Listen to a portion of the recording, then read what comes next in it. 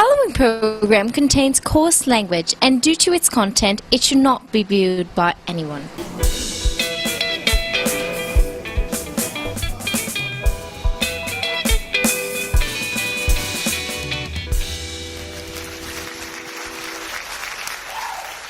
Gabriel, tem alguma coisa errada com você, cara. É que o Gabriel tá no hemisfério norte, aí ele fica de ponta cabeça. Salve, salve, bem-vindo ao Café com Cogumelo. Eu sou o André Valgrande, o Deco, e hoje nós vamos dar spoilers de uma história dos anos 30. Eu queria dizer que eu tô bem preparado pro podcast de hoje. É isso aí, então vamos começar o Telecurso 2000 aqui no Café com Cogumelo, que hoje em dia ninguém mais paga por fita VHS, né? Nós vamos fazer aqui hoje um Café com Cogumelo experimental, é o nosso primeiro Café com Cogumelo Artístico. Vai ter no artístico, então. Como em todos os outros. Nós vamos falar hoje sobre história. Nós escolhemos aleatoriamente um conflito interessante que aconteceu na Segunda Guerra Mundial, que é a Guerra de Inverno, que é um episódio singular. Os soviéticos resolveram se engraçar e tomaram um cacete. Aí que tá, você falou que tomaram cacete, né, mas... eles não perderam não, né? Eles tomaram um cacete, mas a Finlândia não sustentou o cacete, né? Cheque. Rolou uma brochada no final do processo. Não foi por broxismo mesmo, foi por quantidade. Os caras tinham muito vermelho pra mandar pra frente ainda. A graça dessa brincadeira é que, com um contingente pequeno, os caras seguraram muito soviético, né? Tipo 300, assim. This is cheque! Cheque. Então vamos dar um pouco de contexto pra essa bagaça, vamos lá? Eu tô tomando aqui um negócio com contexto aqui. Essa é uma vodka Koskin Kurva. É de menina, mas é autêntico Somelinska. Mandado pra nós pelo nosso amigo Yohane lá. Abraço pro Yohane, que não está entendendo nada do que eu estou falando. Guerra de Inverno foi uma treta entre finlandeses e soviéticos em meados de 1939, é isso? Uhum. Uma investida da Rússia sobre o território finlandês. Nós vamos mostrar uns mapas aqui, vai ser maravilhoso. Perfeito. Gabriel, onde é que tá a Finlândia nesse mapa? Vai. A Finlândia tá aqui, ó. Tá aqui, ó, nessa região azul. Então a Finlândia fica aqui onde diz Suécia. Né? E eles entraram em conflito com o grande país chamado Moscou aqui, ó. Então, este território aqui é a Finlândia, de acordo com a fronteira moderna da Finlândia, não era essa fronteira na época. E a mãe Rússia fica em todo esse espaço gigantesco aqui para leste da Finlândia. Aqui é São Petersburgo, tá? É a cidade mais importante do oeste da Rússia. E a fronteira da Finlândia, ela vinha até aqui assim, mais ou menos. Isso aqui é o Lago Ladoga, ele vai ser importante na nossa história também. A Rússia também tinha interesse em pegar alguns territórios aqui na parte de cima da Finlândia. Isso tem relação principalmente com as minas de minério de ferro da Noruega que ficam aqui do ladinho. Avançar para se apropriar das minas da Noruega num segundo passo aqui. E eles queriam criar uma zona de conforto em volta de São Petersburgo do lado de cá. O Stalin que tava com a pira, que nem até o Putin ultimamente, de restaurar as fronteiras do Império Russo. A ideia inicial era penetrar ali no comecinho e tal, botar só a cabecinha, né? Mas depois ele ia... Essa linha preta aqui é a fronteira original da Finlândia no início da guerra. A linha vermelha dá mais ou menos a fronteira moderna da Finlândia. A União Soviética é aqui representada pelo excelentíssimo premier Joseph Stalin. A União Soviética queria se apoderar de algumas ilhas que tem aqui no Golfo da Finlândia para fazer fortificações militares para proteger a entrada de São Petersburgo. Lembrando que nesse período São Petersburgo não se chamava São Petersburgo, se chamava Leningrado. É uma cidadezinha escrota. Era no momento que os soviéticos fizeram um pacto que é secreto dos soviéticos com os nazistas, que basicamente os dois tinham interesse. Os nazistas, eles estavam com o inimigo dos dois lados, a Inglaterra e o soviético, e daí eles falaram, não, vamos cortar esse lado aqui pra gente se concentrar naquele. Daí eles fizeram esse negócio. E o Stalin falou, cara, com esse pacto aí eu vou conseguir expandir os bilhões de pessoas aqui no meu exército do caralho, e daí depois eu ataco com tudo. Vamos dividir a Polônia, eles dividiram a Polônia lá, e vamos começar a expandir as fronteiras pra Finlândia. Daí falaram pros Finlândia, ali, me dê aquele ali. E a Finlândia falou, não. Então vamos se quebrar no pau. E daí começou. É uma boa versão, gostei da sua versão.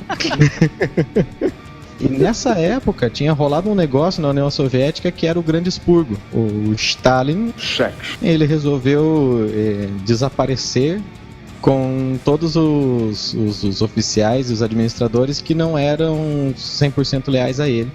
E deixou muita coisa pra trás. Stalin era fodão, olha só. Aqui tem uma foto dele que foi feita durante o momento da expurga. Que mostra a crueldade. Tem uma foto aqui do Stalin quando ele era criança. Quando ele era um Stalinho. O pessoal que estava abaixo sucedeu esses caras, ocupando os postos chave da União Soviética. E esses caras, eles eram mais leais ao Stalin, só que menos experientes. Mais bundão, leia-se. Então, quando o Stalin falou... já que eles não vão topar as nossas condições, nós vamos marchar com o Exército Vermelho e avançar na Finlândia, né? Os diplomatas soviéticos na Finlândia falaram, e a Finlândia acha o comunismo super legal e vão receber o Exército Vermelho como a Polônia recebeu. E o Stalin acreditou nisso, mas os caras estavam falando só o que o Stalin queria ouvir. O que ele encontrou quando chegou na Finlândia não foi tão bonitinho assim. O exército soviético era fodão, pica grossa, eles tinham muita gente, muito equipamento, muito investimento. O exército finlandês, por sua vez, eles tinham uns Fiat 147, eles tinham uns caça da Fiat, tinha caça da Fiat, que era tipo uns 30 merreca lá, mais uns tanques da Renault lá, e sei lá o que, mas era uma merreca perto do exército principal. Mas eles estavam adequados no terreno. Esse que é o esquema. Esse aqui é um museu militar lá de Hämeenlinna, na Finlândia. E daí ele mostra, principalmente nessa foto aqui, que é uma foto dessa época da Guerra de Inverno, que os soviéticos tinham as roupas dele e os finlandeses eles estavam mais adaptados. A defesa bolada pelos finlandeses, ela se ancorava bastante no terreno, né? Então, assim, essa região aqui, que corta o Lago Ladoga e sobe até aqui em cima, ela é cheia de lago, cheio de rio, cheia de floresta, tá? Ela não tem boas estradas, em alguns trechos tinha ferrovia, mas também não era muito comum. E vai fazendo frio pra caralho, conforme você vai subindo pro norte, vai ficando mais retardado, tá? Então, o inverno de 1939 para 1940 foi bem rigoroso. Fala-se em alguns pontos de 35 a 40 graus negativos, então é um frio retardado. O exército finlandês não era lá, muito famoso, nem muito numeroso, mas eles eram malvadões. Eles tinham um negócio que ninguém mais tinha na época, que era tropa de esqui camuflada. Então, eles tinham uma puta mobilidade na neve, enquanto os russos tendiam a marchar em imensas colunas em linha reta, os finlandeses tinham isso. O Bruno tem até um videozinho, olha só que bonito, deles andando aqui. É bem... Os caras são versáteis no bagulho. Eles atacavam de noite, um certo tanto, e eles passavam chutado e passavam pelos russos e vazavam, né? Quando eles matavam os russos, o corpo acabava deixando de resistir, né? Ele congelava muito rápido. Então, quando eles matavam, os caras ficavam congelados, botavam os caras congelados de pé, assim, pra servir de espantalho, né? Pra assustar os russos que estavam chegando. É muito louco. Então, eles cortam o pescoço do peão, e o peão congelava rapidinho, eles deixavam em pé ali só pra assustar a galera. Essa foto, Deco, é bem interessante, porque até parece uma ilusão de ótica, se você olhar bem, que os primeiros soldados você até vê, mas vai indo pro fundo, você já começa a perder a vista dos soldados. É o que o Cid falou, no começo da guerra, enquanto os finlandeses defendiam com camuflagem para neve, os russos avançavam com camuflagem para floresta. E depois, mais para frente, na segunda investida da União Soviética, eles aprenderam a lição e começaram a circular com uniforme branco também. Então, assim, existiu um cara que era o grande líder militar da Finlândia na época, que era o Mannerheim. Não, eu tô falando do Mannerheim. Não, eu tô falando do Mannerheim. Esse é o cara que pilotou o exército finlandês durante a guerra. E esse era o estrategista da bagaça. Então ele fez algumas decisões muito boas, outras nem tanto. Então, por causa da proximidade aqui com Leningrado, ele achou que a União Soviética atacaria principalmente aqui, entre o Lago Ladoga e o Golfo da Finlândia. Eles atacariam um pouco para cima do lago, mas eles não dariam muita atenção para essa região aqui de cima. E ele estava certo em parte, porque o bruto do exército soviético estava nessa região de fato, mas eles tinham gente de sobra, então eles também atacaram lá em cima com bastante força, que era onde a Finlândia não tinha defesa. Então até eu li um esquema interessante que eles pretendiam em algum ponto avançar até Oulu, pelo que eles falam, que eles chamam de a cintura da Finlândia, e dividir o país em dois. E se eles tivessem conseguido fazer isso de fato, a merda teria sido grande, porque o centro administrativo da Finlândia fica aqui pro sul, né? Aqui nessa região do lago, aqui entre o lago e o Golfo da Finlândia, o Mannerheim criou aquilo que ficou chamado de a linha de Mannerheim, que ela sai aqui da beira do lago, é a linha preta, tá? Ela contorna o lago aqui e sai lá na outra ponta no Golfo.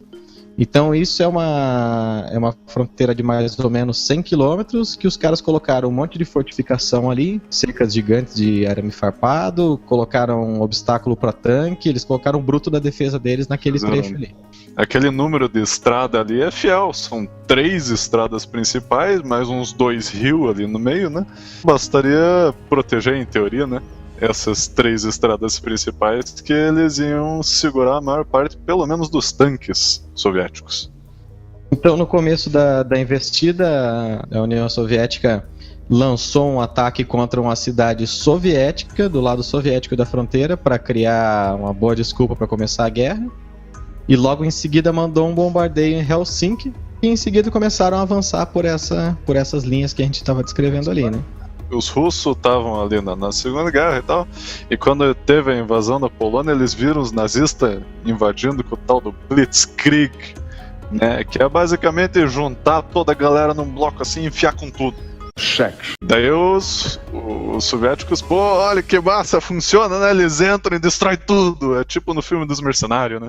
Eles resolveram fazer essa parada na Finlândia também, e isso aliado à nubice dos generais que eram fiéis ao Stalin e não manjavam merda nenhuma, fez com que desse merda.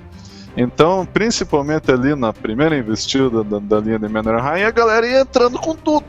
Só que, porra, os caras estavam em trincheira ali, metralhadora, chegavam ali, pá, né? Qualquer tiro que eles dessem acertavam um soviético, porra. Ia caindo que nem mosca, né? Ia caindo, e os soviéticos acabavam se escondendo atrás dos corpos dos mortos aliados e tal. A ponto de os caras que estavam dando tiro se sentir mal. E, porra, eu tô matando tanto que eu tô começando a sentir mal, cara. Eles continuam vindo, continuam matando, e, pô, que bosta, né? Dentro desse assunto, teve um peão que se destacou no Counter-Strike finlandês. Que é esse peão aqui. Acredita-se que ele matou mais de 500 peão com o seu sniper rifle, mira telescópica e balas de ultravioleta, que fazia headshot em boa parte dos peão. Inclusive falando de que os próprios russos conheciam a fama desse cidadão aqui e chamavam ele de Morte Branca. E daí, depois de um tempo, eles fizeram um grupo de investida em cima desse peão aqui. Um deles acabou acertando um tiro na boca do peão e ele ficou torto, mas ficou vivo. Acabou a guerra e ele tava vivo. Tem essa foto, show. Dele acabou com a torta. O Simo, ele sobreviveu à Guerra do Inverno, sobreviveu à Guerra de Continuação e ele faleceu em 2002. Esse é ele mais velhinho já, com todas as medalhas que ele tinha direito por causa desse bando de gente que ele matou. Hoje em dia, qualquer jogador de FPS online teria inveja dele. Na Idade Moderna, ele seria chamado de camper filho da puta. Cheater, né?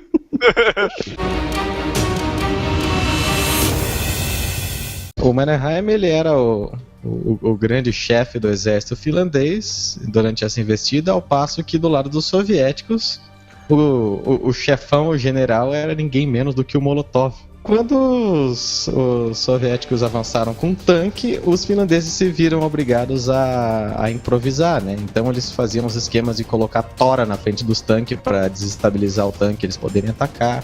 Eles começaram a improvisar armas, e uma das armas que eles improvisaram foi o coquetel Molotov, que é uma garrafa de cachaça com combustível dentro e um pedaço de estopa para servir de pavio, que vira uma arma incendiária. Bem, da verdade, tinha uma técnica toda que eles ensinavam lá. Eles tinham um ponto específico para lançar o coquetel Molotov, que era na entrada de ar, que tinha um vento de ar traseiro ali. Então eles tinham tanto uma técnica de socar alguma coisa na esteira do tanque, né?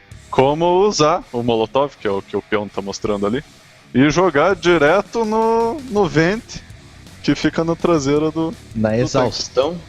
Então lá, ele dá um corridão e ele taca justo ali na bordinha de entrada. E aí vai ficando quieto, não entrar, a galera fica asfixiada lá dentro. É um negócio feio, velho. O fato curioso é que, apesar do coquetel Molotov ter sido uma invenção finlandesa, o Molotov era o general soviético. Então o caso é o seguinte, né? O Molotov, ele mandava ajuda humanitária para os finlandeses, caixas com comida, com mantimentos, que na verdade eram bombas, né? Ele mandava bombas e contava para a mídia que era ajuda humanitária. Aí quando os finlandeses desenvolveram essa arma aqui, né, de dentro de uma garrafa, eles chamaram aquilo de coquetel Molotov, que era o goró que eles ofereciam pro Molotov para acompanhar a comida que ele oferecia para a Finlândia.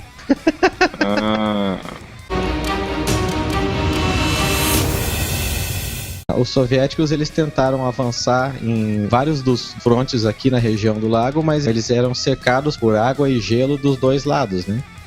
Então eles avançavam por terra com colunas e tomavam cacete porque tinha artilharia e tinha soldados finlandeses. E aí quando eles perdiam uma batalha dessa, eles mandavam mais uma tropa pra frente e a tropa tomava mais um cacete. Eles demoraram um pouco para aprender a lição. Existia um problema na cadeia de comando do exército soviético nessa época, que com aquela história do grande expurgo lá, o Stalin estava meio paranoico com a lealdade das tropas dele.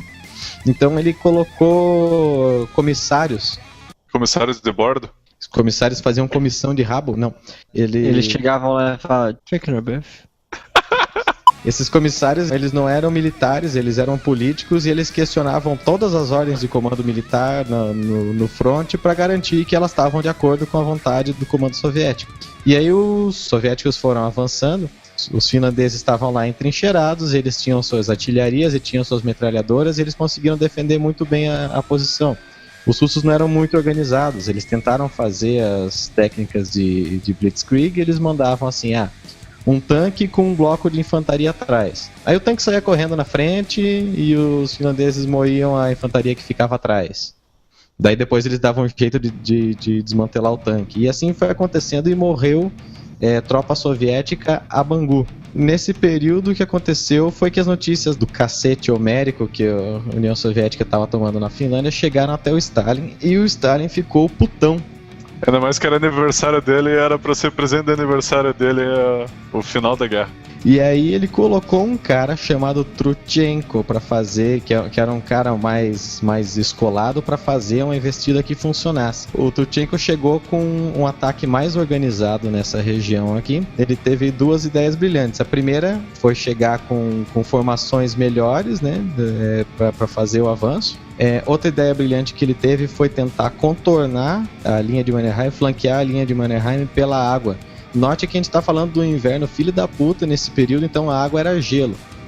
Então em alguns pontos deu problema deles tentarem avançar com tanques sobre o gelo e o gelo ceder, mas insistindo bastante eles conseguiram. Então a linha de Mannerheim ela recuou em 2 vezes durante esse período da invasão. Até um ponto que finalmente o exército soviético conseguiu contornar a linha pelo Golfo da Finlândia e tomar a Viipuri, que hoje é Viborg, que é uma cidade soviética, né? Cidade roubada!